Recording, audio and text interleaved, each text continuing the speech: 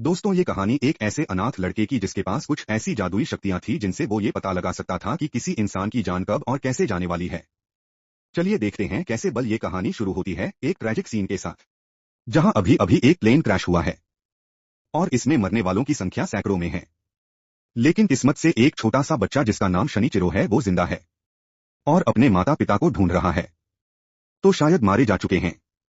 इतने में उसे एक लड़की की आवाज सुनाई देती है जो शनिचिरो से मदद मांग रही थी। लेकिन वो इतना छोटा है कि उसे समझ नहीं आता क्या आखिर करना क्या है कि तभी प्लेन का एक बड़ा हिस्सा उस लड़की के ऊपर गिर जाता है और सीन कुछ साल बाद के मोमेंट पर शिफ्ट हो जाता है, जहां हम शनिचिरो को देखते हैं जो अब काफी बड़ा हो गया है और एक कार गैराज पर काम करता है।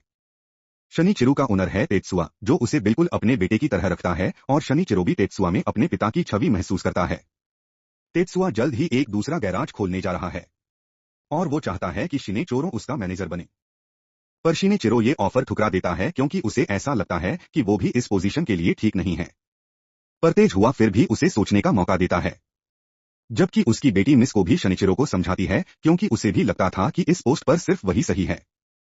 वहीं सी गैराज में काम करने वाला कनाडा इस बात से खफा था क्योंकि उसे हमेशा से ही शनिचिरो से जलन रही है क्योंकि तेज सुआ हर काम में उसे प्रायोरिटी दिया करता था।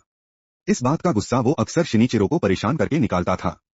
आज भी बॉस है बोली करता है और धक्का देकर चला जाता है, जिस वजह से शनिचिरो का मोबाइल टूट जाता है और काम खत्म करने के बाद वो उसे बनवाने के लिए एक शॉप में जाता है जहां पर एक लड़की आउई उसे ग्रेट करती है। शनिचिरो बताता है कि उसका फोन टूट गया है, पर आउई के मुताबिक वो काफी पुराना मॉडल था जिसके पार्ट्स मिलना मुश्किल था। लेकिन फिर भी वो जैसे तैसे करके शनिचिरो का फोन ठीक कर देती है, इसलिए रात को भी शनिचिरो अपना फोन देखा को याद करता है। अगले दिन वो काम पर आने के लिए मेट्रो पकड़ता है जिसमें उसी के बगल में खड़े एक आदमी के हाथ अचानक से गायब होने लगते हैं। तब हमें बताया जाता है कि प्लेन क्रैश वाली साइट पर शनिचिरो को एक पावर मिली थी जिसकी हेल्प से वो लोगों का भविष्य देख सकता है। स्पेशल उनकी मौत और इस आदमी के गायब होते हाथ भी इस बात का सबूत है कि वो मरने वाला है। पर शनिचिरो कुछ नहीं कर सकता, इसलिए वो अपने काम पर चला जाता है जहां मिस को उसे मैनेजर बनने के लिए राजी करने की कोशिश करती है। लेकिन शनिचिरो कुछ खास जवाब नहीं देता। रात को वो उसी मोबाइल शॉप के सामने से गुजरता है और उसकी नजरें अब भी आउई को ही ढूंढ। इतने में एक अजनबी उससे टकरा जाता है और शनिचिरो क्यूरोसिटी के चलते उसका पीछा करता है ताकि पता चल सके कि उसके साथ क्या होगा, और कुछ दूर जाते ही एक कार उसे उछल कर निकल जाती है।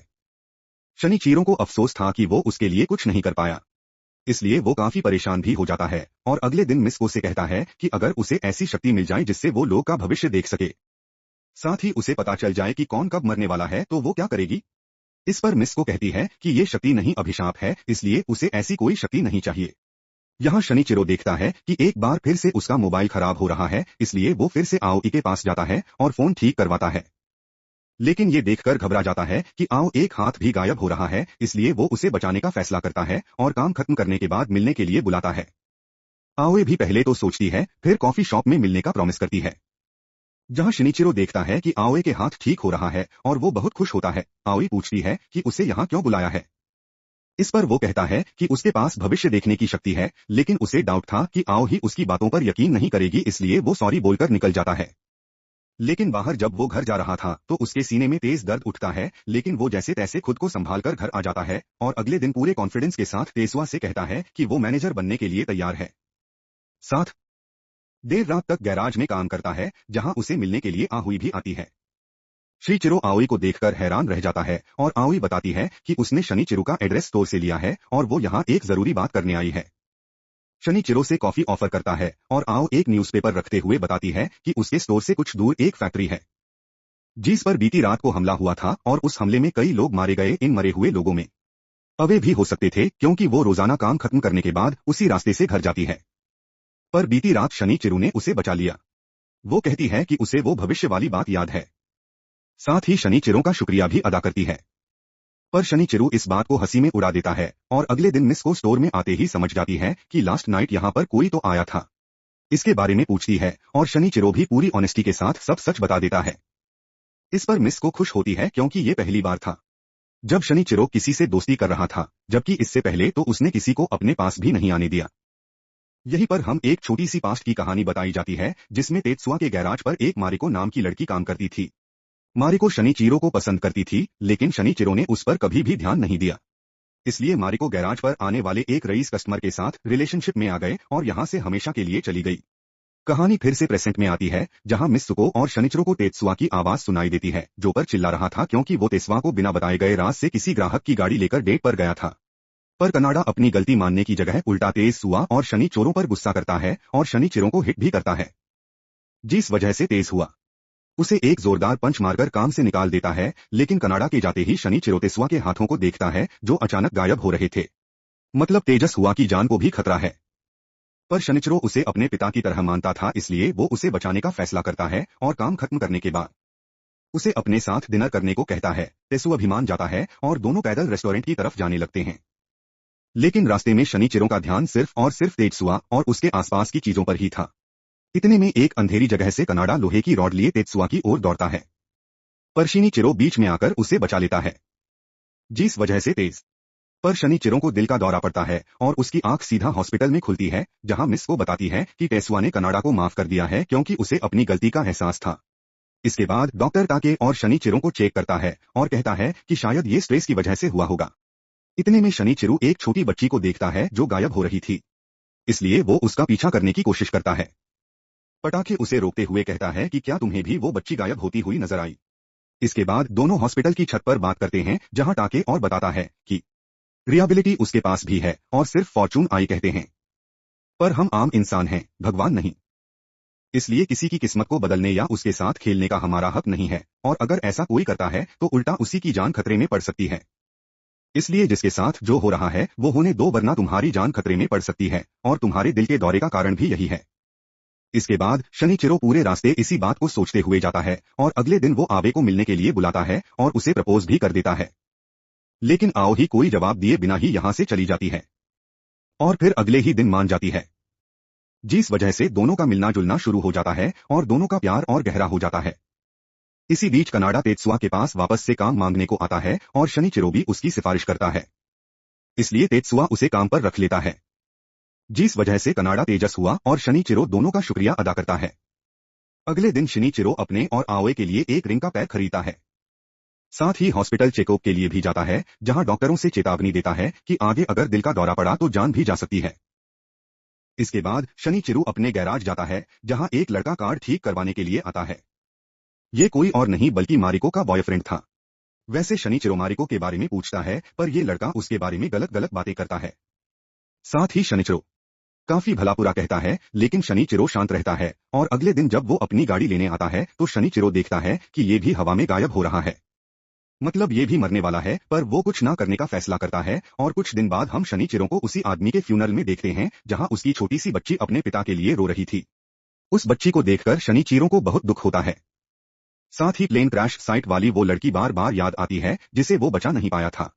अगले दिन वो हताश होकर एक पार्क में बैठ जाता है, जहां किंडर कुछ बच्चे अपने टीचर के साथ खेल रहे थे। तभी एक बच्ची उसके पास आकर बॉल मांगती है, लेकिन इस बच्ची का शरीर भी आहिस्ता आहिस्ता गायब हो रहा था।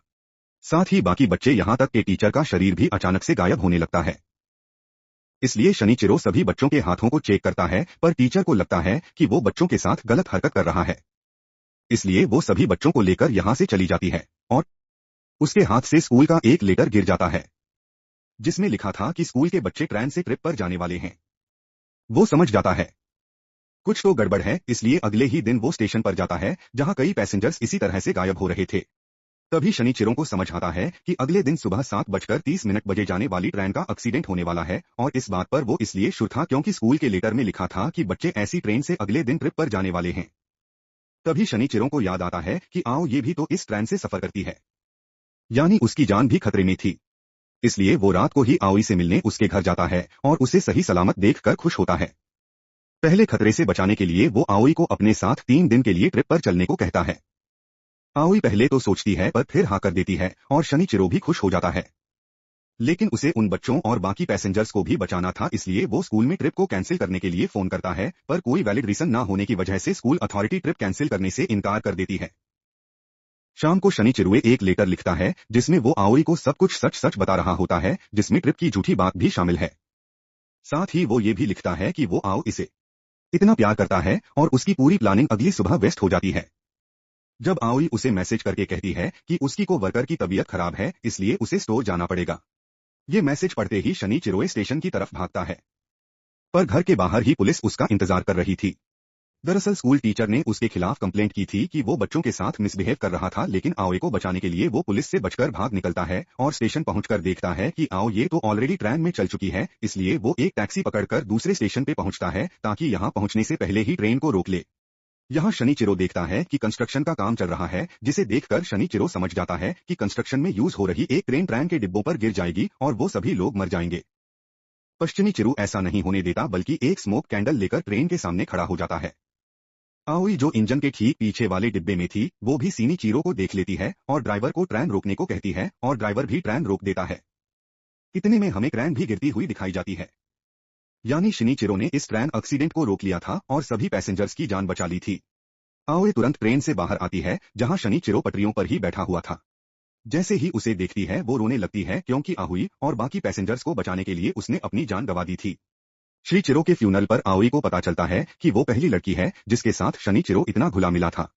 ये सुनकर वो और ज्यादा दुखी हो जाती है और नेक्स्ट सीन में हमें पता चलता है कि आओ ही वो लड़की है जिसे क्रैश साइड पर शनिचिरो से मदद मांगी थी, लेकिन ट्रॉमा की वजह से शनिचिरो को याद ही नहीं था कि उसने आओए की जान बचा ली थी। यह भी रिवील होता है कि आओई के पास फॉर्चून आइस है और उसे हमेशा से शनिचिरो की तलाश है। इसलिए पहली बार जब शनिचिरो शॉप पर आया और आओ एक गायब होते हुए हाथों को देखकर रिएक्ट किया, जी वो समझ गई थी कि शनिचिरो ही वो लड़का है। साथ ही वो जानबूझकर ट्रेन में चढ़ी थी, क्योंकि जब शनिचिरो से ट्रिप के लिए पूछने गया था तब आओ इन्हें देख लिया था कि उसका शरीर गायब हो रहा है, इसलिए उसने शनिचिरो को बचाने के लिए ट्रेन में सफर करने का फैसला किया। पर शनिचिरो ने भी अपने प्यार को बचाने के लिए अपनी जान की बाजी लगा दी। इसके बाद हम आओ एक को वही खत पढ़ते हुए देखते हैं जिसे शनिचिरो ने लिखा था। इसे पढ़ते हुए वो बहुत रोती है और उसकी लाई अंगूठियों को पहनकर श्रीचिरो को महसूस करती है और इसी के साथ ये कहानी यहीं खत्म हो जाती है। तो दोस्तों कैसी लगी आपको ये कहानी हमें कमेंट करके जरूर बताएं। वीडियो को लाइक और शेयर करके हमारे चैनल मूवी एक्सप्लेनर को सब्सक्राइब करें और बेल आइकॉन प्रेस करें।